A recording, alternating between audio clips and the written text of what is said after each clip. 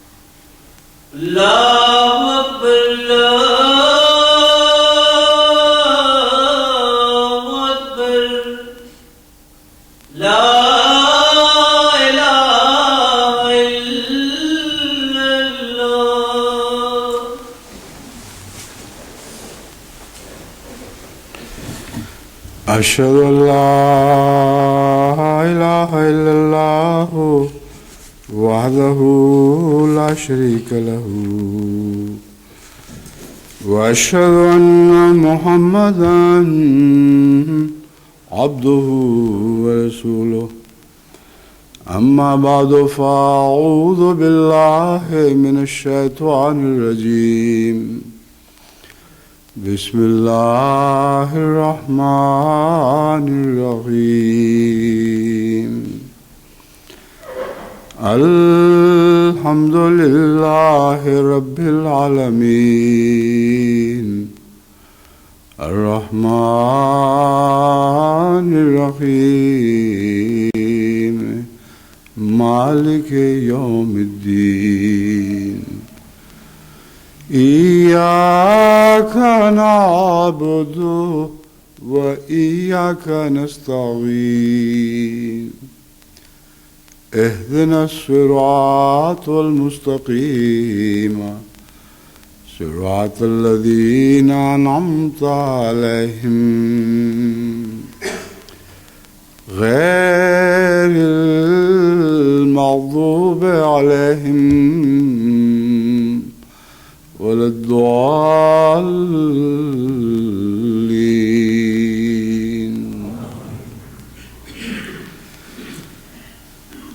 گزشتہ دنوں پاکستان کو جو ایٹمی دھماکہ کرنے کی توفیق ملی، اس کے متعلق اخبارات میں بکثرت متضاد خبریں آتی رہی ہیں اور مختلف سائنسدانوں کے گروہ اپنے سر سیرا باندھنے کی کوشش کرتے رہے ہیں، جس کی وجہ سے کچھ جگ ہنسائی بھی ہوئی ہے اور ہو رہی ہے.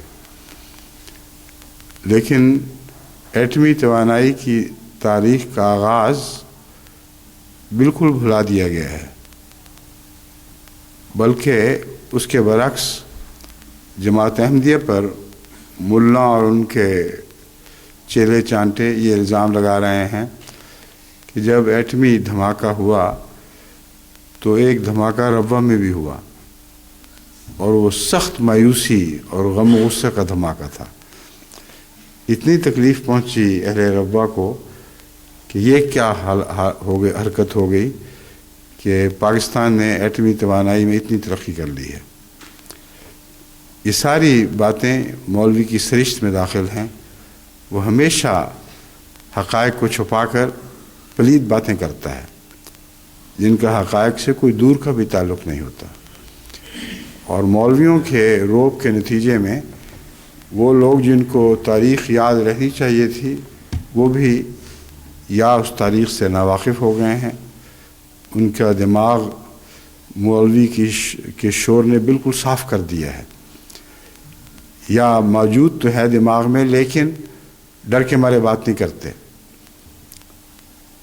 اس سے پہلے کہ میں ایٹمی توانائی کی تاریخ جو حقیقی تاریخ ہے اس پر کچھ روشنی ڈالوں، میں یہ بتانا چاہتا ہوں کہ پاکستان ہو یا دنیا میں کہیں بھی مسلمان ملت کے مفاد کی بات ہو، ہمیشہ بلا استثناء جماعت احمدیہ نے سب سے اول اور مؤثر قدم اٹھایا ہے، اور جہاں بھی ملت کے مفادات کو نقصان پہنچا ہے وہاں جماعتی مشوروں کو نظر انداز کرنے کے نتیجے میں نقصان پہنچا ہے۔ قیام پاکستان کی تاریخ آپ کے سامنے ہے، بہت سے حوالے میں دے چکا ہوں بکثرت، اور اب میں سمجھتا ہوں کہ اس 1 گھنٹے کے اندر ان کو دہرانے کی ضرورت نہیں ہے۔ وہ میرے خطبات چھپ چکے ہیں، وہ مضامین شائع ہو چکے ہیں جن میں بکثرت ایسے حوالے ہیں کہ پاکستان کی تعمیر میں ہی سب سے اہم کردار جماعت احمدیہ نے ادا کیا ہے۔ اگر جماعت احمدیہ کے کردار کو نکال لیا جائے تو یہ ملا لوگ جو آج حکومت پر قابض ہوئے ہیں، انہوں نے تو پاکستان کو مٹانے کی ہر ممکن تدبیر کر لی تھی۔ اب یہ تاریخ کا ایک مکروہ پہلو ہے کہ وہی لوگ جو پاکستان کو مٹانے میں پیش تھے، انہی میں سے ایک شخص جو اطاع اللہ شاہ بخاری کا مرید کہلاتا ہے، اول درجے کا مرید، وہ اس وقت ملک کا صدر بنا ہوا ہے۔ تو جب قوم تاریخ کو ملیا میٹ کرنے پر تل جائے تو یہ نتیجہ نکلا کرتا ہے۔ حد سے زیادہ مکروہ باتیں پاکستان میں ہو رہی ہیں جن کا تعلق پاکستان سے زیادہ پلیدستان سے ہے، جس کے متعلق اطاع اللہ شاہ بخاری ہی کا ایک قول تھا کہ پاکستان تو نہیں بن سکے گا، پلیدستان بن جائے گا۔ اب وہ پلیدستان بنانے میں سب سے بڑا کردار صدر صاحب ادا کر رہے ہیں اس وقت، تو بہت وفادار شاگرد ہیں جنہوں نے پاکستان کو پلیدستان بنانے کا جو ارادہ تھا اسے پایہ تکمیل تک پہنچا دیا ہے۔ لیکن وہ اکیلے نہیں ہیں، ساری قوم کا مزاج بگڑا ہوا ہے۔ اس قدر غلط کردار پاکستان کا ہے کہ آپ تو الگ رہے، دنیا کے باقی دانشور بھی حیرت زدہ رہ جاتے ہیں کہ اسلامی ملک میں اس قسم کی بے حیائیاں ہو رہی ہوں۔ ہر بے حیائی منظور ہے مولوی کو، اور ہر بے حیائی کی سرپرستی کرتا ہے، جھوٹ اس کی سرشت میں داخل ہے۔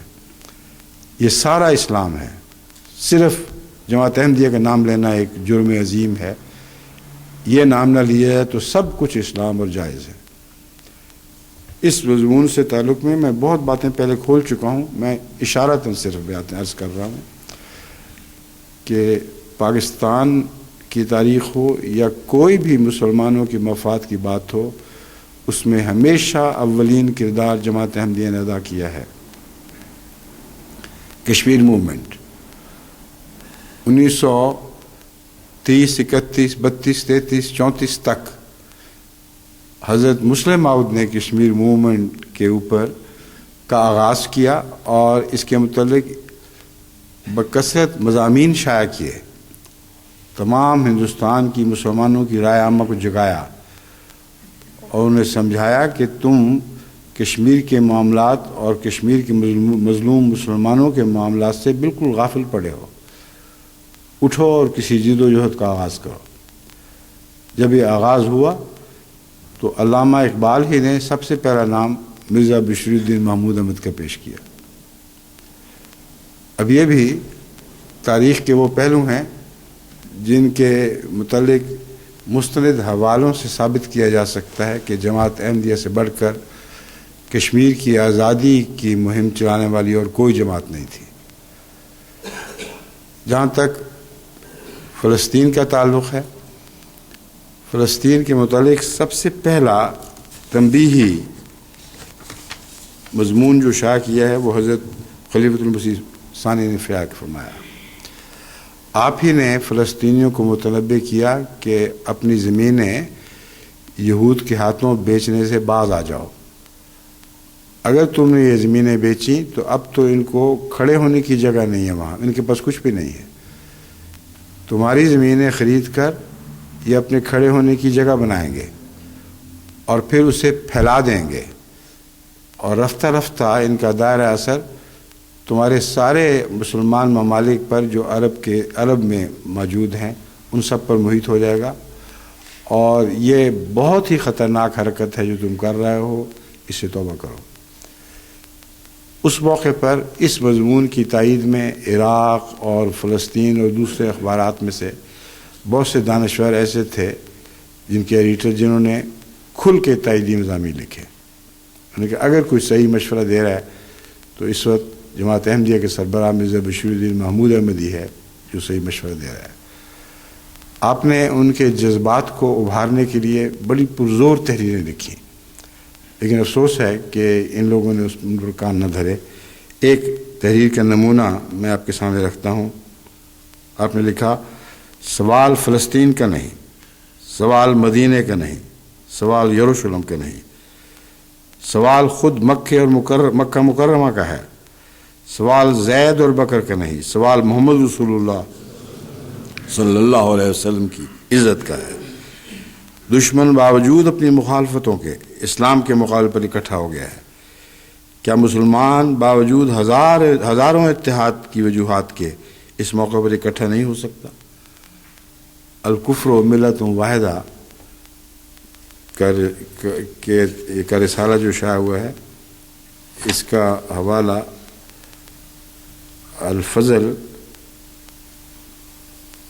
1944 جو بھی ہے، یہ الکفر و ملت واحدہ کا مضمون جو ہے یہ تو بہت شہرت پکڑ گیا تھا سارے عرب میں اور اس سے باہر بھی. تو یہ الفاظ تھے جن سے آپ نے مسلمانوں کی غیرت اور عزت اور رسول صلی اللہ علیہ وسلم کی محبت کو انگیخت کیا. پاکستان کے قیام کے دوران جو خدمات چودھری محمد ظفر اللہ خان صاحب نے ادا کی ہیں، وہ ایک الگ تفصیلی باب ہے جس کے متعلق چودھری محمد علی صاحب سابق وزیر اعظم پاکستان اپنی مشہور کتاب پاکستان کے صفحہ 360 پر تفصیل سے ذکر کرتے ہیں. چودھری محمد علی صاحب احمدی تو نہیں تھے، بنگالی شریف النفس انسان تھے اور پاکستان کے وزیر اعظم رہے ہیں. انہوں نے کھلے لفظوں میں چودھری ظفر اللہ خان صاحب کو خراج تحسین پیش کیا کہ پاکستان کے قیام کے بعد کشمیر کی حمایت میں اس سے زبردست تقریریں آپ کو کہیں اور نہیں ملیں گی جیسے ظفر اللہ خان نے کی، اور جو کوششیں کی ان کا ذکر طویل ہے. جہاں تک مسئلہ فلسطین کا تعلق ہے، حضرت مسلم موعود نے اس کا آغاز کیا اور چودھری ظفر اللہ خان صاحب نے یونائٹڈ نیشنز یعنی اقوام متحدہ میں مسئلہ فلسطین کی ایسی پیروی کی کہ اس کی کوئی نظیر آپ کو کہیں تاریخ میں نہیں ملے گی. حیرت انگیز فصاحت و بلاغت سے 5 گھنٹے آپ نے تقریریں کی ہیں.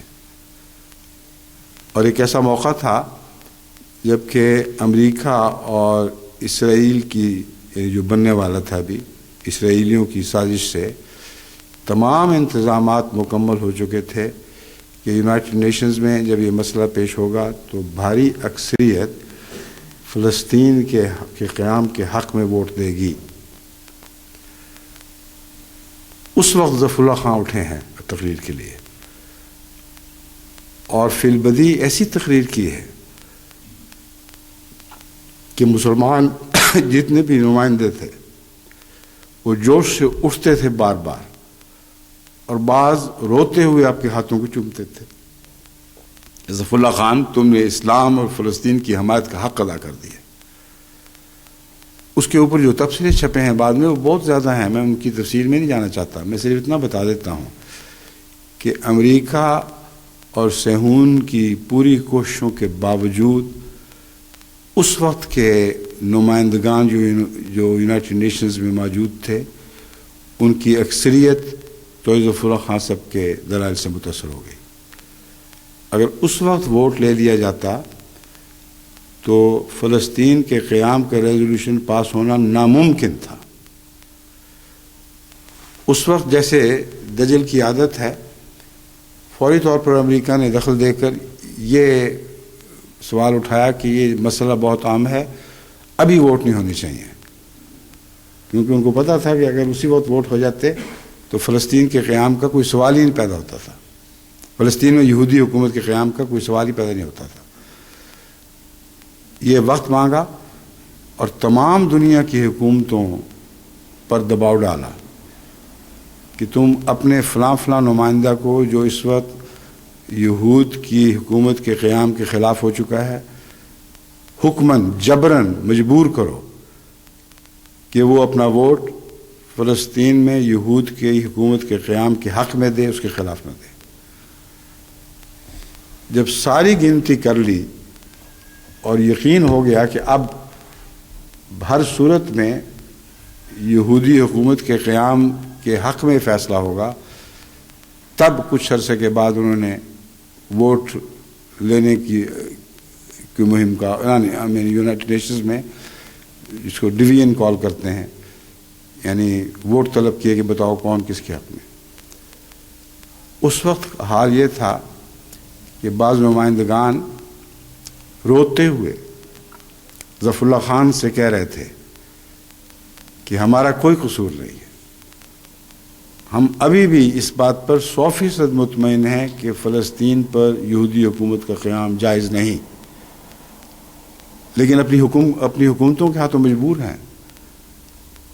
اور بالآخر معمولی اکثریت سے یہ فیصلہ ہو گیا جو اس سے پہلے بھاری اکثریت سے اس فیصلے کو رد ہو جانا چاہیے تھا. یعنی اگر اس وقت جس وقت ظفر اللہ خان نے تقریر ختم کی تھی اس وقت اگر ووٹ ہوتے تو یونائٹڈ نیشنز کی بھاری اکثریت اس فیصلے کو رد کر دیتی. اس کے بعد کیا ہوا, کس طرح عرب نمائندوں نے ظفر اللہ خان کی محبت کے گیت گائے ہیں, کس طرح بعد میں عرب رسالوں میں خواہ وہ کسی عرب ملک سے تعلق رکھتے ہیں اور ان کے اخبارات میں ظفر اللہ خان کی مدح سرائی کی ہے. اس میں یہاں تک لکھا گیا کہ جب سے رسول اللہ صلی اللہ علیہ وسلم کے بعد سے آج تک کے زمانے تک, یعنی جب سے رسول اللہ صلی اللہ علیہ وسلم کا وصال ہوا اور پہلا دور ختم ہوا اس کے بعد آج تک جتنا بھی زمانہ گزرا ہے اس میں ظفر اللہ خان سے بڑھ کر اسلام کا حمایتی ہم نے نہیں دیکھا. یہ ساری باتیں فراموش کر دی گئی, عمداً ان کو مٹایا جا رہا ہے. اس تاریخ کو جو یونائٹڈ نیشنز کی مسودات کا حصہ بنی ہوئی ہے اس کو پاکستان نظر انداز کر دیتا. اب یہ کیا انصاف ہے, یہ کیسی تاریخ ہے. آئندہ آنے والی تاریخ ان تاریخ دانوں کو جو آج کل پاکستان پہ مسلط ہیں ان کو لازماً جھوٹا اور بد کردار ثابت کرے گی. آئندہ آنے والی نسلیں ان کی تیار کردہ تاریخ پر لعنتیں ڈالیں گی, اس میں کوئی بھی شک نہیں.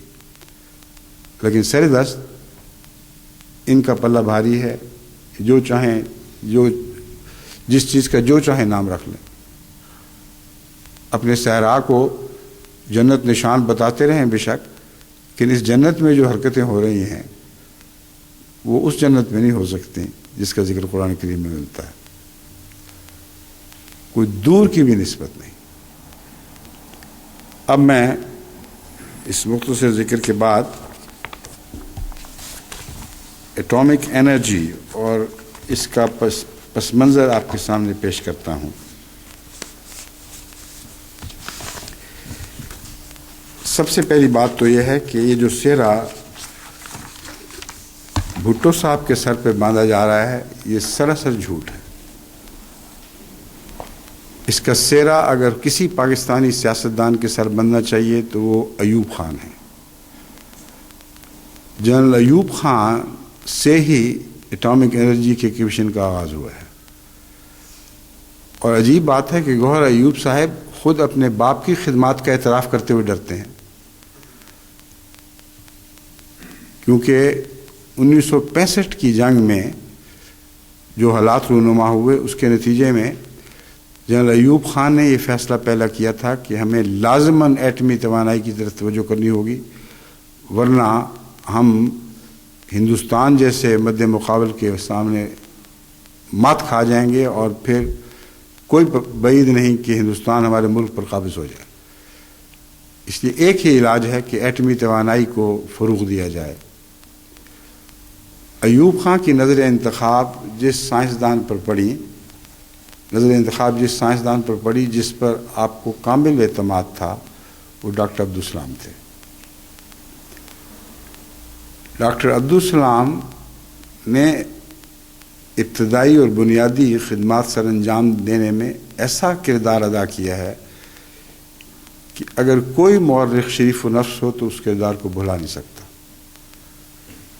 اور اس معاملے میں ایسی سیکریسی سے کام لیا ہے جس کے مطابق یہ کہتے ہیں کہ احمدیوں کو ہم ہٹا رہے ہیں ہر جگہ سے کیونکہ یہ اپنی راز کی باتیں دوسروں کو بتا دیتے ہیں، لیکن ڈاکٹر عبدالسلام صاحب نے اس قدر اخفاء سے کام لیا ہے ان امور میں کہ بہت بات تک جب یہ سارے واقعات گزرے مجھے ملتے رہے تو ایٹمی توانائی میں اپنا جو کردار تھا اس کا ذکر بھی نہیں کیا، سرسی سا ذکر کرتے رہے ہیں، اور تاثر یہ دیا کہ گویا ایٹمی توانائی کے جو کام ہو رہے یہ بعد میں ہوا ہے۔ جھوٹ تو نہیں بول سکتے تھے مگر تاثر یہ دیا۔ میں نہیں جانتا کن الفاظ سے مجھ پر یہ تاثر قائم ہوا، مگر اپنے نفس کو بڑھانے کی ان کو عادت ہی نہیں تھی، اور اللہ تعالیٰ کے فضل کے ساتھ ایک انتہائی منکسر مزاج انسان تھے، سچے پاکستان کے ہمدرد، اور ایوب خان نے جو اعتماد آپ پر کیا اس کو سچا ثابت کر دکھایا۔ جتنے اٹامک نیوکلیئر کمیشن بنے ہیں، مختلف قسم کی اٹامک یورینیم وغیرہ کی افزائش کے انتظامات ہوئے ہیں، ان سب میں ڈاکٹر عبدالسلام کے مشورے کے مطابق وہ سائنسدان ملوث ہوئے ہیں جن میں سے ایک بڑی تعداد احمدی سائنسدانوں کی تھی، اور اگر وہ احمدی سائنسدان اس پر کام نہ کرتے تو آج کسی ایٹم بم کا سوال ہی نہ پیدا ہوتا پاکستان کے لیے۔ اور یہ الزام کہ وہ اپنی خبریں احمدیوں کو دیتے ہیں اس قدر جھوٹا اور لغو ہے۔ اب جب کہ واقعہ ہو گیا تو امریکہ سے عبداللطیف صاحب نے جو اس وقت چوٹی کا کردار ادا کرنے والے تھے، انہوں نے پہلی بار مجھے لکھا ہے کہ سارے جھوٹ بول رہے ہیں، بات کچھ اور ہی ہے۔ ایوب خان کے زمانے میں آغاز ہوا اور میں ان سائنسدانوں میں سے ہوں جنہوں نے اولین کلیدی کردار ادا کیا ہے یورینیم کی افزائش کے تعلق میں، اور مدتوں اس پر کام کیا ہے، مختلف ممالک کے دورے کیے ہیں، اور اس کی افزائش کے سلسلے میں اگر یہ سارا کام جو مخفی طریق پہ ہوتا رہا ہے اگر یہ نہ کیا جاتا تو آج پاکستان کا ایٹم بم بنانے کا خواب بھی نہیں دیکھ سکتا تھا۔ تو اول طور پر یاد رکھیں کہ اس کا سہرا نہ بھٹو کے سر ہے، نہ ضیاء الحق کے سر ہے، نہ نواز شریف کے سر ہے، یہ سارے بعد میں شہرت لوٹنے والے لوگ ہیں۔ سہرا اگر کسی پاکستانی سیاستدان کے سر ہے تو وہ جنرل ایوب خان تھے، بہت گہرے انسان جن کی نظر ملک و قوم کے مفادات پر تھی، اور دیکھنے میں ایک سادہ سے جرنیل تھے مگر ان کی بہت باریک اور گہری نظر اسلامی مفادات اور ملکی مفادات پر پڑا کرتی تھی، اور اسی کا یہ نتیجہ تھا کہ اٹامک انرجی کمیشن کا آغاز ہوا ہے۔ ان میں ایک بہت بڑی خوبی یہ تھی کہ خاموشی سے کام کرتے تھے اور اپنا دکھاوا منظور ہی نہیں تھا۔ اس وجہ سے بھی उस ज़माने की तारीख को भुलाया गया है, वरना अगर वो उस वक्त खुल कर ये बातें करते तो उनको ज़ाती शोहरत तो मिल सकती थी, मगर सब दुनिया की नज़रें पाकिस्तान के एटॉमिक प्रोग्राम पर होती और उस वक्त दखल अंदाजी करके वो इसकी बुनियादी कायम ना होने देते। बस अपनी अना की ज़र्रा पर भी परवाह नहीं की उन्होंने, और एतमाद किया तो अहमदियों पर किया। और डॉक्टर अब्दुल सलाम ने जिन लोगों के नाम पेश किए उन सब को कबूल किया, और वही नाम हैं जिनमें सबसे बड़ा नाम इस वक्त मुनीर अहमद साहब का है। मुनीर अहमद साहब ने, जो बड़े जुर्रत वाले बाअखलाक इंसान हैं, एटॉमिक एनर्जी कमीशन में बहुत बड़ा काम सर अंजाम दिया है। इसको मुनज़्ज़म करने में बाद-अज़ां इनका बहुत बड़ा का हाथ है, और ये तस्लीम करते हैं खुल के कि ये डॉक्टर अब्दुल सलाम साहब के लाए हुए थे और उन्हीं के एतमाद की वजह से इनको ये तौफीक मिली है।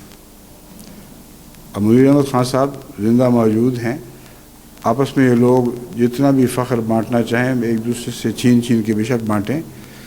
उनसे अगर कोई पूछे बताओ कि एटॉमिक एनर्जी कमीशन का आगाज़ में सबसे अहम किरदार किसने अदा किया है, तो बिलाशुबा कहेंगे कि डॉक्टर अब्दुल सलाम ने।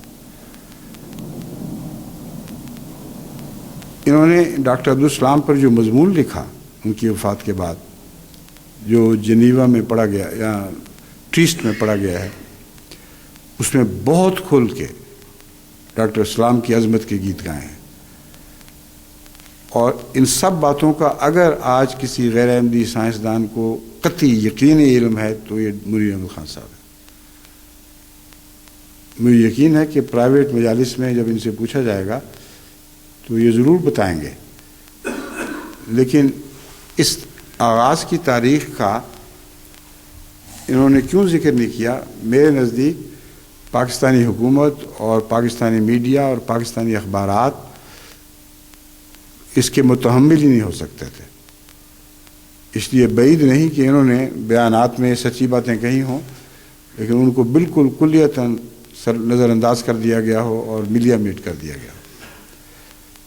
तो इस वक्त जो पाकिस्तान की न्यूक्लियर अफजाइश के ताल्लुक़ में एक आलमी हैसियत कायम हो गई है, इसमें अव्वल किरदार अयूब ख़ान और दोम किरदार जो साइंसी किरदार है ये डॉक्टर अब्दुल सलाम ने अदा किया। डॉक्टर सलाम साहब ने यूरेनियम की अफजाइश के सिलसिले में डेरा गाजी ख़ान में यूरेनियम के ज़खायर की दरियाफ्त के बाद उसको किस तरह एटमी तवानाई के लिए काबिल इस्तेमाल बनाया जा सकता है, उसके मुतालिक सबसे अहम मशवरे दिए। और अब्दुल लतीफ़ साहब जो अहमदी साइंसदान हैं, ये वो साइंसदान हैं जिनको इस काम पर मामूर रखा है। बड़ी खामोशी के साथ, बग़ैर किसी अनानियत के जज्बे के तहत क्रेडिट लेने की कोशिश के, इंतहाई खामोशी और इख्फा के साथ ये काम करते रहे।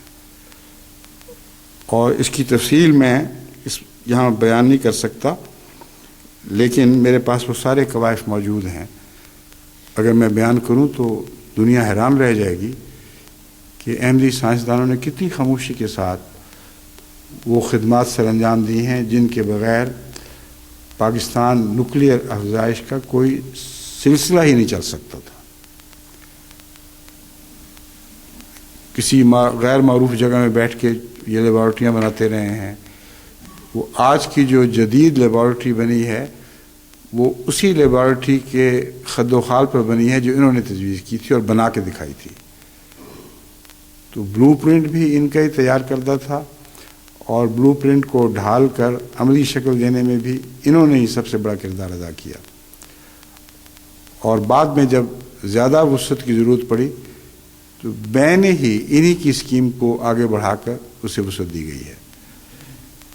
अभी अमेरिका में हैं शेख लतीफ़ अहमद साहब, जिनका मुझसे रब्ता हुआ है इस सारे वाक़या के बाद। इससे आप अंदाज़ा करें कि इनको कुछ भी परवाह नहीं थी अपनी अना की इजहार की। جب تک یہ دھماکے نہیں ہوئے اس وقت تک انہوں نے مناسب نہیں سمجھا کہ مجھے بھی بتائیں کہ اس سے پہلے وہ کیا کرتے رہے ہیں۔ انہوں نے کچھ اور سائنسدانوں کے نام بھی بھیجے ہیں۔ ڈاکٹر منیر احمد خان صاحب کی سربراہی میں جو ٹیم بنائی گئی تھی اس میں جو احمدی سائنس کلیدی اسامیوں پر فائز تھے ان میں ایک شیخ لطیف احمد صاحب یہی امریکہ والے، دوسرے مرزا منور احمد صاحب کینیڈا والے۔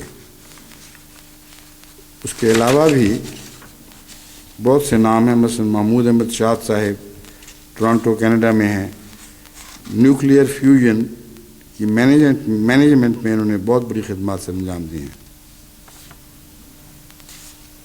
شیخ لطیف صاحب کا جو کردار رہا ہے 1961 سے 1999 تک manufacture of nuclear research equipment, یہ انہی کا کارنامہ ہے۔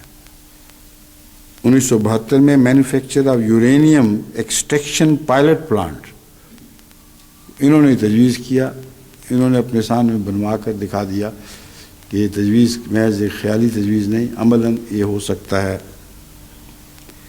1974-79 تک processing of uranium manufacturing nuclear fuel, یہ بھی ان کا کارنامہ ہے۔ اب یہ اس کو جو مرضی اپنے سر تھونپنے کی کوشش کرے، یہ وہ حقائق ہیں جو پاکستان کی تاریخ میں مندرج ہیں، اور ان حقائق کو یہ مٹا سکتے ہی نہیں۔ اس لیے قدیر خان صاحب کی باتیں ہوں یا کسی اور سائنسدان کی باتیں ہوں، حقیقت میں یہ احمدی سائنٹسٹ ہیں جنہوں نے بہت گہری علمی خدمت سر انجام دی، اور آج کا ایٹم بم ان کا مرہون منت ہے۔ یہ جو کہا جا رہا ہے کہ عبد القدیر نے فیوژن میں کام کیا، باقی سب کام دوسروں نے کیے، یہ سب غلط ہے۔ عبد القدیر صاحب کی تو کوئی حیثیت ہی نہیں تھی، کوئی شمار ہی نہیں تھا، پروپیگنڈا کے اسپیشلسٹ ہیں وہ، اور بہت پروپیگنڈا کیا انہوں نے۔ اس کے متعلق اخبارات میں خبریں شائع ہو چکی ہیں کہ کس طرح بعض صحافیوں کو انہوں نے خریدا اور اپنی جیب سے پیسے خرچ کر کے ان کو اپنی تائید میں لکھنے پر آمادہ کیا۔ اب یہ ساری باتیں پاکستان کے اخبارات میں چھپی ہوئی موجود ہیں، ان کی تفصیل میں نہیں جانا چاہتا کیونکہ مجھے پسند نہیں کہ عبد القدیر خان صاحب کے کیے کرائے پر پانی پھیرنے کی کوشش کروں۔ ان بیچاروں نے جو کچھ کرائے لے لیا، اللہ ان کو مبارک کرے، مگر تاریخ بدلنے کا ان کو کوئی حق نہیں تھا۔ جو تاریخ کہہ رہی ہے وہ یہ باتیں ہیں جو میں آپ کے سامنے رکھ رہا ہوں۔ شیخ لطیف صاحب کے علاوہ مرزا منور احمد صاحب ٹورانٹو کا میں نے بتایا ہے، اسی طرح ڈاکٹر محمد افضل صاحب 1964 سے 94 تک سینٹر فار نیوکلیئر اسٹڈیز میں لیکچرر رہے ہیں، یعنی پروفیسر تھے، اور ایٹامک انرجی کے سائنسدانوں کو نیوکلیئر سائنس کی ٹیکنالوجی پڑھانے میں انہوں نے سب سے نمایاں کام سر انجام دیا ہے۔ جو ٹیم بنی ہے، بہت سارے کثرت سے لوگ انوالو ہوتے ہیں اس کاموں میں، اس ٹیم کو بنانے میں بھی احمدی پروفیسرز کا دخل ہے۔ تو تعجب کی بات ہے کہ ان سب باتوں کو آج کا پاکستان کلیتاً بھلا رہا ہے اور ایک نئی تاریخ کو جنم دینے کی کوشش کر رہا ہے جو سراسر جھوٹی ہے۔ اس مختصر ذکر کے بعد، چونکہ میں نے حوالے نہیں پڑھے جو مختلف مضامین کے میرے پاس موجود ہیں، اس لیے میرے اندازے سے جلدی وقت ختم ہو گیا ہے، ورنہ میرا خیال تھا کہ اگر یہ حوالے پڑھوں تو پھر پورا وقت ہو جائے گا، پھر ڈر کے مارے نہیں پڑھے کہ زیادہ ہی وقت نہ لگ جائے۔ اب میں مختصر تبصرہ کر کے اس خطبے کو ختم کر دیتا ہوں۔ آج کا دور، یعنی وہ دور جو حضرت اقدس مسیح موعود علیہ الصلوۃ والسلام سے شروع ہوتا ہے، اس دور میں ایک بھی ایسی بات نہیں جو مسلمانوں کے مفادات سے تعلق رکھتی ہو اور اس کا آغاز حضرت مسیح موعود علیہ الصلوۃ والسلام اور یا آپ کے غلاموں نے نہ کیا ہو۔ مسلم لیگ کی بنیاد بھی حضرت مسیح موعود علیہ السلام نے ڈالی ہے، مسلم لیگ کا تذکرہ بھی حضرت مسیح موعود علیہ السلام نے فرمایا ہے۔ اس زمانے میں حضرت مسیح موعود علیہ السلام کو لازم الہاماً اس طرح توجہ پیدا ہوئی کہ پاکستان کے جتنے مسلمان ہیں ان کو اکٹھا ہو کر ایک لیگ کی بنیاد ڈالنی چاہیے، اور آج کی مسلم لیگ حضرت مسیح موعود علیہ السلام کا نام مٹانے کی کوشش کر رہی ہے۔ یہ عجیب کردار ہے جس کو ہرگز اللہ قبول نہیں فرماتا، اور اس کا بد اثر کچھ دیکھ رہے ہیں، کچھ اور بھی دیکھیں گے۔ پاکستان کی تاریخ میں جماعت احمدیہ نے جو کردار ادا کیا، اس سلسلے میں تمام مستند کتابیں جو پہلے زمانے کی چھپی ہوئی ہیں، رئیس جعفری کی کتاب ہو یا کوئی اور، ان میں واضح طور پر لکھا ہوا ہے کہ تمام دنیا ہندوستان کی مذہبی جماعتوں میں اگر کوئی جماعت تھی جس نے پاکستان کی تعمیر میں کام کیا ہے تو وہ جماعت احمدیہ تھی۔ اور اب ان کے اسکول کی لغو اور لچر کتابوں میں یہ لکھا ہوا ہے کہ مولویوں نے پاکستان کو تعمیر، اور جماعت احمدیہ اس کی مخالف رہی ہے۔ تو ہر چیز میں انہوں نے واضح جھوٹ اور ناشکری سے کام لیا ہے۔ اس کے نتیجے میں یہ ہو نہیں سکتا کہ اللہ تعالیٰ ان زیادتیوں کو نظر انداز فرما دے۔ ہمیشہ خدا کا یہ دستور رہا ہے کہ جماعت کو توفیق بخشتا ہے، جب یہ لوگ نظر انداز کرتے ہیں تو ان کی سزا ان کو ملتی ہے۔ کشمیر میں جب بالآخر علامہ اقبال نے حضرت مسلم موعود کی کوششوں کو نظر انداز کیا، تو اس کے بعد پھر کشمیریوں پر مظالم کا ایک ایسا دور شروع ہوتا ہے جس کو قیام پاکستان ہی نے آ کے ختم کیا، یا ایک حد تک ختم کیا۔ اور قیام پاکستان کے بعد دوبارہ پھر اگر کشمیریوں کی حمایت کا آغاز کا موقع ملا ہے تو حضرت مسلم موعود کو ملا ہے۔ کس طرح ان باتوں سے آنکھیں بند کرتے ہیں، تعجب ہے۔ یقین نہیں آتا کہ کوئی شخص اس طرح حقائق کو دیکھ کر ان سے آنکھیں بند کر کے بالکل ایک مختلف بات، من گھڑت بات اس کی جگہ بنا دیتا ہے۔ کشمیر کی تاریخ کے متعلق اب میرے پاس حوالے تو نہیں ہے، جو مجھے زبانی یاد ہے وہ یہ ہے کہ پارٹیشن کے فوراً بعد حضرت مسلم موعود رضی اللہ تعالیٰ عنہ نے رتن باغ سے اس تحریک کا آغاز کیا ہے۔ احمدی آفیسرز آپ کو ملنے آتے رہے، اور بہت سے غیر احمدی افسران آپ کو ملنے کے لیے آتے رہے، کیونکہ ان کو اعتماد تھا کہ اگر یہ تحریک کو شروع کر سکتا ہے تو صرف آپ کر سکتے ہیں۔ افغانستان میں صوبہ سرحد میں رائے عامہ کو درست کرنے کے لیے آپ نے احمدی بااثر پٹھانوں کو مقرر کیا، اور انہوں نے تمام صوبہ سرحد کا دورہ کر کے رائے عامہ کو کشمیر کے حق میں ابھارا، اور وہ جو جتھے جانے شروع ہوئے ہیں کشمیر کی تائید میں، یعنی پٹھانوں کے جتھے، وہ جماعت احمدیہ نے بھیجے تھے۔ اب یہ جو چاہیں اس کا نام رکھ دیں، یہ حقائق ہیں جو تاریخ کے حقائق ہیں، ان کو کوئی شریف نفس انسان ملیامیٹ نہیں کر سکتا، چاہے بھی تو نہیں کر سکتا، بدباطن بھی ملیامیٹ نہیں کر سکتا، کیونکہ یہ تاریخ کا حصہ ہے۔ یہ جیسے پتھر پر تحریریں لکیر بن جاتی ہیں جو مٹائی نہیں جا سکتی، وہی لکیر ہے یہ تاریخ پر جس کو اب یہ لوگ مٹا نہیں سکتے۔ مگر جیسا کہ میں نے عرض کیا ہے، آپ کو صبر سے کام لینا ہوگا، وقت بدل جایا کرتے ہیں۔ پہلی قوموں نے بھی بہت صبر سے کام لیا ہے، اور بالآخر حقیقی تاریخ کے نقوش ان مٹائی ہوئی تحریروں میں سے ابھرنے شروع ہوئے، اور نئے نقشوں نے جگہ لی ہے۔ بس جماعت احمدیہ کو میری یہی نصیحت ہے کہ آپ صبر سے کام لیں، جہاں تک ممکن ہے ان باتوں کو اخباروں میں شائع کرنا شروع کریں، کیونکہ اس قوم کی یادداشت بہت ہی چھوٹی ہے۔ اگر کوشش کریں گے تو کوئی بعید نہیں کہ اگر وفود ملیں احمدیوں کے، پاکستان کے بعض کرتا دھرتا ایڈیٹرز ہوں یا اخباروں کے مالک ہوں ان سے ملیں تو ہرگز بعید نہیں کہ وہ سچی بات کر سکتے ہوں یا کریں. مثلا نوائے وقت ہے، اس کے حمید نظامی صاحب کے بیٹے اس وقت نوائے وقت پر قابض ہیں. اس وقت کا نوائے وقت کا کردار اتنا مکروہ ہے کہ انسان تعجب کرتا ہے کہ حمید نظامی کا بیٹا اس حد تک گر چکا ہوگا کہ اپنے باپ کے مسلک سے بالکل مختلف مسلک اختیار کر لے گا. حالانکہ نوائے وقت حمید نظامی کا بنایا ہوا اخبار ہے. حمید نظامی کی صحافت کی عظمت ہے جس نے نوائے وقت کو ایک اہمیت بخشی ہے. نوائے وقت 24 اگست 1948 کا دیکھیں. 1948 میں 24 اگست کو حمید نظامی نے کیا لکھا؟ وہ لکھتے ہیں ہندوستان نے کشمیر کا قضیہ UN میں پیش کر دیا. ہندوستان نے کشمیر کا قضیہ UN میں پیش کر دیا. چودھری صاحب پھر نیو یارک پہنچے.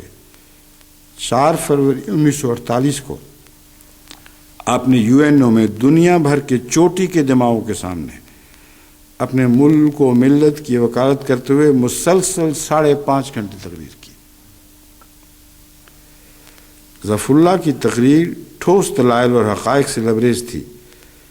کشمیر کمیشن کا تقرر ظفر اللہ کا ایک ایسا کارنامہ ہے جسے مسلمان کبھی نہ بھول سکیں گے. کوئی کہہ سکتا ہے کہ انہوں نے مبالغہ آمیزی سے کام لیا ہے، مسلمانوں نے تو بھلا دیا ہے. مگر مسلمانوں نے کب بھلایا ہے؟ جو بھلانے والے ہیں ان کا نام مسلمان ہے، ان کا کردار مسلمان نہیں ہے. اگر حقیقت میں ان کا کردار بھی مسلمان ہوتا، ان میں اسلامی تشکر کا ایک معمولی سے جذبہ بھی ہوتا، جذبہ تشکر کا معمولی سے جذبہ بھی ہوتا، تو ناممکن تھا کہ یہ ان واقعات کو بھلا سکتے.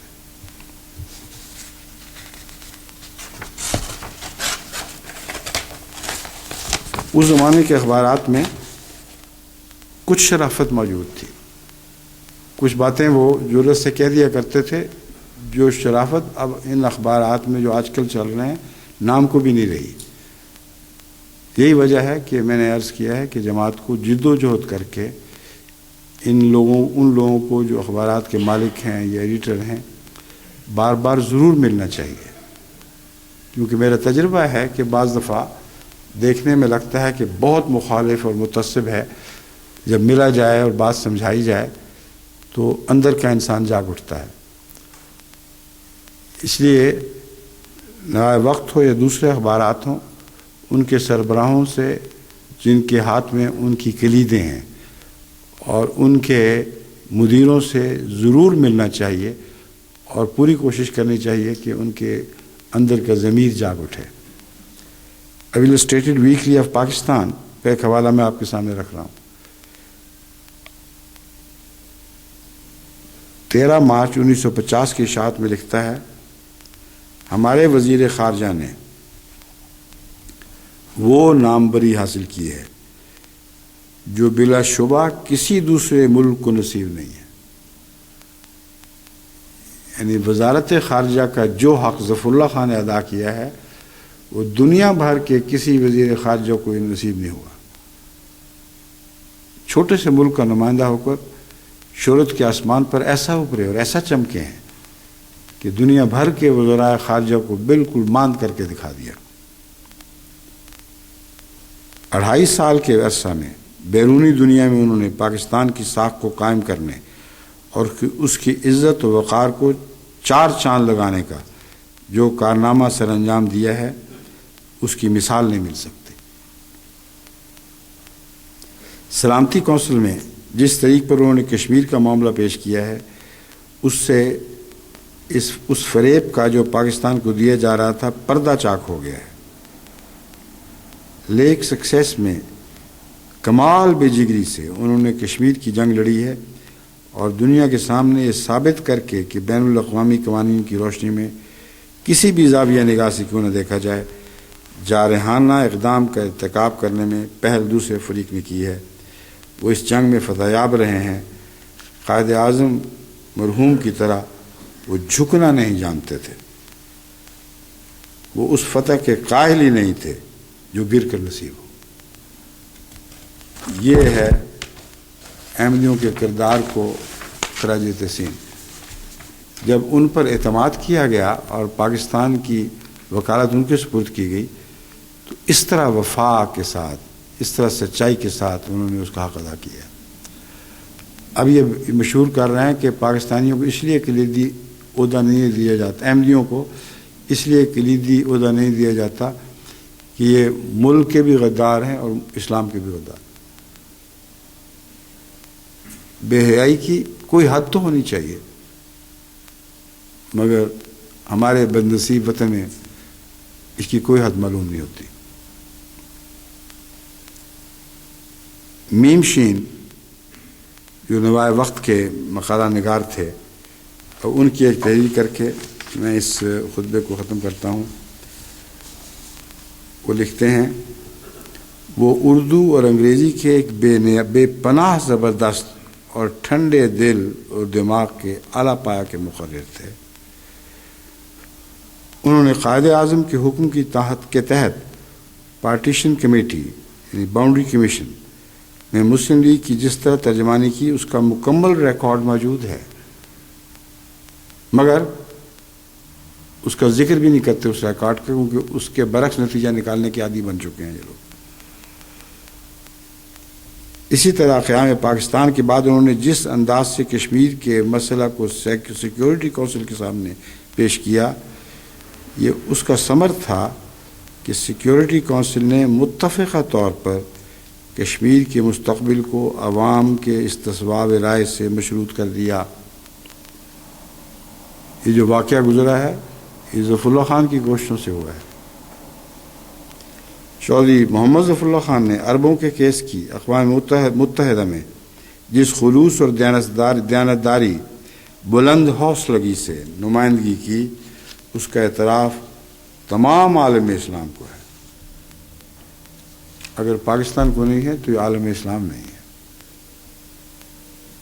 میم شین جو احمدی نہیں تھے بلکہ ایک دور میں بڑی سخت احمدیت کی مخالفت کیا کرتے تھے، ان کا یہ اقرار ہے، کہتے ہیں عالم اسلام کو تو اعتراف ہے، جن کو نہیں ان کا نام جو مرضی بھی ہو، عالم اسلام نہیں ہے۔ میں نے جو کچھ دیانتداری سے سمجھا اسے لکھ دیا۔ یہ میم شین کا دیانتداری کا اقرار ہے۔ اب میں اس خطبے کو ختم کرتے ہوئے صرف جماعت احمدیہ کو یہ نصیحت کرتا ہوں کہ بے دلی اور کمزوری نہ دکھائیں، اپنی نیکیوں پر استقامت اختیار کریں۔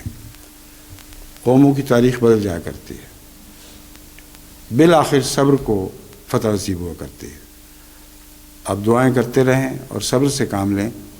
اس وقت کے جو حالات ہیں ان میں پاکستان کے سر پر بہت بڑے خطرات منڈلا رہے ہیں۔ اتنے خطرناک حالات ہیں کہ ان کا اگر صحیح علم آپ کو ہو تو دل دہل جائے۔ کوئی شعبہ ایسا باقی نہیں رہا جو بدامنی کا شکار نہ ہو چکا ہو۔ اقتصادی حالات بد سے بدتر ہوتے چلے جا رہے ہیں۔ یہ بات تو غلط ہے کہ امریکہ یا دوسرے امیر ملکوں کے بائیکاٹ کے نتیجے میں پاکستان کو کوئی براہ راست اقتصادی نقصان پہنچ سکتا ہے۔ اس کی وجہ یہ ہے کہ یہ بڑی قومیں بڑی خود غرض ہیں۔ جہاں ان کا اپنا مفاد ہو، جہاں یہ خطرہ لاحق ہو کہ اگر انہوں نے تجارتی تعلقات کاٹ دیے تو اس ملک کی منڈی کسی اور ملک کے ہاتھ میں چلی جائے گی۔ وہاں ان کو کوڑی کی بھی پرواہ نہیں کہ ہماری عمومی پالیسی کے برعکس تجارتوں کو بحال رکھنے میں اس سے کیا نقصان پہنچ سکتا ہے۔ بس اس بارے میں وزیر اعظم پاکستان مبارکباد کے مستحق ہیں کہ انہوں نے بالکل صحیح تشخیص کی ہے۔ بار بار قوم کو یقین دلایا ہے کہ ان کی اقتصادی پابندیاں بالکل بے معنی اور لغو باتیں ہیں، خصوصیت سے اس وقت جب کہ ہندوستان اور پاکستان کے مفادات دونوں ہی امریکہ کے مقابلے پر اکٹھے ہو چکے ہیں، تو اتنی بڑی اقتصادی منڈی جو سارے ہندوستان پر پھیلی ہو اور پاکستان پہ پھیلی ہو، اس کو نظر انداز کرنے کی دنیا کی کسی بڑی سے بڑی طاقت کو بھی اختیار نہیں ہے، نظر انداز کرنے کا دنیا کی کسی بڑی سے بڑی طاقت کو بھی اختیار نہیں۔ یورپین ہوں یا امریکن یا کینیڈین یا جاپانی، ان سب نے اپنی منڈیوں کی ساکھ لازماً قائم رکھنی ہے۔ صرف ایک چیز میں احتیاط کی ضرورت ہے جس سے ہماری اقتصادیات کو نقصان پہنچ سکتا ہے، اور اس نقصان پہنچانے میں یہ لوگ ماہر ہیں۔ وہ یہ ہے کہ پاکستان کو اپنی جتنی بھی ضرورتیں ہیں ان کو پورا کرنے کے لیے ان کی جو ظاہری پابندیاں ہیں وہ کوئی کام نہیں دے سکتے، لیکن کچھ مخفی ایسے ارادے ہیں جو پاکستان کو مشکل میں ڈالنے کے لیے ان کے کام آ سکتے ہیں۔ ظاہری تجارت ہر اس جگہ جاری رہے گی جس تجارت کا مفاد ان کو پہنچتا ہے۔ مخفی تجارت جس میں ہتھیار شامل ہیں، جس میں سائنسی آلات شامل ہیں، جس میں کمپیوٹر شامل ہیں، ان کو یہ روک سکتے ہیں، لیکن ان کو روکنا بھی دراصل ان کے اختیار میں نہیں، کیونکہ پاکستان بعض دوسرے ممالک سے یہی آلات خرید سکتا ہے اور اس طرح ان کی تجارت متاثر ہو سکتی ہے۔ اس کے متعلق یہ ہوشیاری کرتے ہیں کہ وہی آلات دوسری طرف سے مہیا کرتے ہیں، اعلان کر رہے ہوتے ہیں کہ آئندہ سے ہندوستان یا پاکستان کو ہرگز یہ آلات مہیا نہیں کیے جائیں گے جن کا بڑے کمپیوٹر سے تعلق ہے یا اور نیوکلیئر ٹیکنالوجی سے تعلق ہے، یہ ہم ان کو نہیں دیں گے، اور پھر دوسرے ہاتھ سے مخفی ہاتھ سے ان کو مہیا کرنے کا انتظام کرتے ہیں اور پیسے زیادہ وصول کرتے ہیں۔ بس کرائسس جو بھی ہو وہ اپنی ایڈوانٹیج کے لیے اس کو بدل دیتے ہیں، اس سے اپنے مقاصد پہلے سے بڑھ کر حاصل کرتے ہیں۔ تو اعلان عام یہ ہوگا کہ ہم ان چیزوں کو بالکل پاکستان ہندوستان کے لیے بند کر رہے ہیں، اور اندرونی ہاتھ کے ساتھ یہ ساری چیزیں کسی رستے سے مہیا کریں گے اور قیمت بڑھ جائے گی۔ اس لیے جو بڑی ہوئی قیمت ادا کرنی ہے اس نے پاکستان کی اقتصادیات پر اثر انداز ہو رہا ہے۔ اس لیے میرا ان کو مشورہ یہ ہے کہ باقی جتنے مرضی اختلافات ہوں،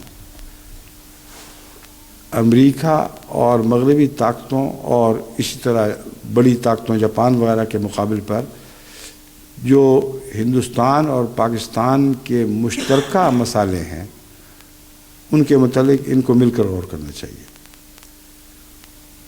لڑنا ہے تو بے شک لڑیں، لیکن ان کے لیے لازم ہے کہ مشترکہ مسائل میں کے تعلق میں مل کر غور کریں، اور اگر ہندوستان کے دانشور اور پاکستان کے دانشور اس معاملے میں اکٹھے ہو جائیں کہ ہمارے مشترکہ مفادات ہیں جو معاف کرنا اکیلے حل ہو ہی نہیں سکتے، دونوں ایک ایسی پالیسی اختیار کریں کہ مغربی طاقتوں کی پالیسی کو ناکام اور نامراد بنا دیں۔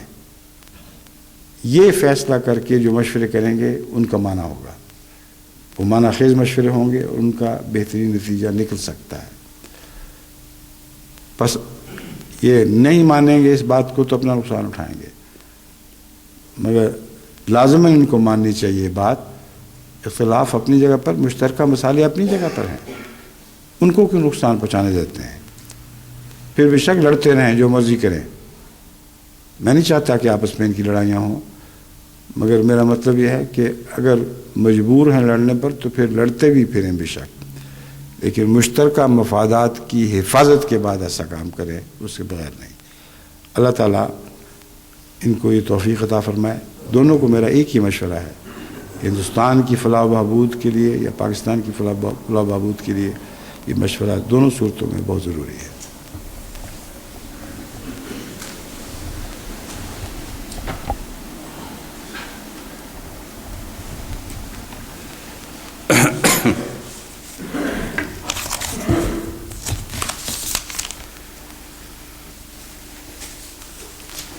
الحمد لله نحمده ونستعينه ونستغفره ونؤمن به ونتوكل عليه ونعوذ بالله من شرور أنفسنا ومن سيئات أعمالنا من يهده الله فلا مضل له ومن يضلل فلا هادي له ونشهد أن لا إله إلا الله وحده لا شريك له ونشهد أن محمدا عبده ورسوله عباد الله رحمكم الله إن الله يأمر بالعدل والإحسان وإيتاء ذي القربى